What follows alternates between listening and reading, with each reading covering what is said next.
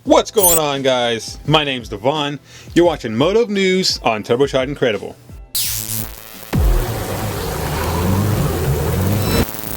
So let's just jump right in like we always do. It's easy to spot the car of the year at this year's SEMA show. It was none other than Toyota's new A90 Supra. Amid all the controversy of its BMW underpinnings, it still wowed the industry with its sleek good looks and high tuning potential. In short, this can be seen as an early success for the Supra.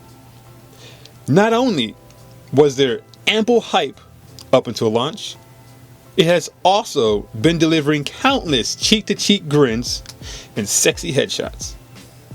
The community was quick to crack open its core, and a few exquisite examples can be seen with Papadakis' A90 Supra, their B58 engine build series, where they tear it down, show you the guts and insides, and then rebuild it with some custom goodies to make 1,000 horsepower.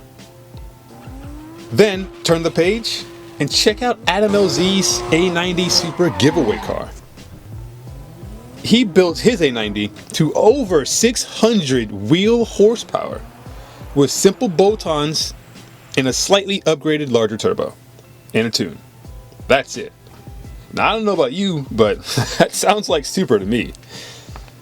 Then you have TJ Hunt's groundbreaking new first of its kind 3D printed wide body kit, designed by John Seaball and Street Hunter, dubbed the Street Fighter Kit.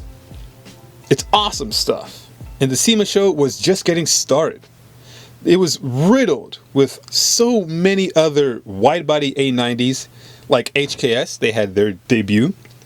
A few other YouTubers had their cars debut, and many other auto specialists had their Supras debut.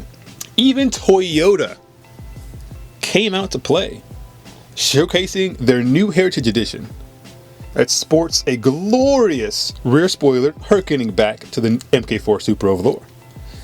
They even went as far as to restyle the rear tail lamps to resemble the essence of the MK4. Truly, Toyota is trying to speak back to the community.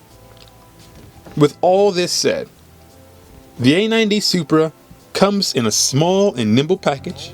It's stylish, it's different, it has loads of potential out of the box, might I add. It's got wide rear hips that everybody loves. It's got turbo whistle goodness straight out of the factory's hands, and it rips the drag strip with simple tires and a tune. Truly, the new A90 Supra lives up to the Supra name.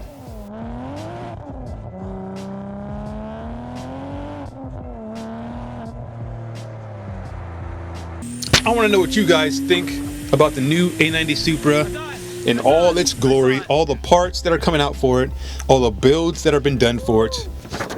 What does this mean for the A90 Supra? Do you guys feel that Toyota has been successful in capturing the essence and delivering it back to the community? Do you feel the A90 Supra lives up to the Supra nameplate at this point in time? Let us know in the comments below. I'm curious to hear what you guys think. And once again, thank you so much for checking out this video. Drop us a like, share it with your friends, and subscribe if you have not already. And we're going to see you guys next time. Remember, go out there, do something awesome. Peace.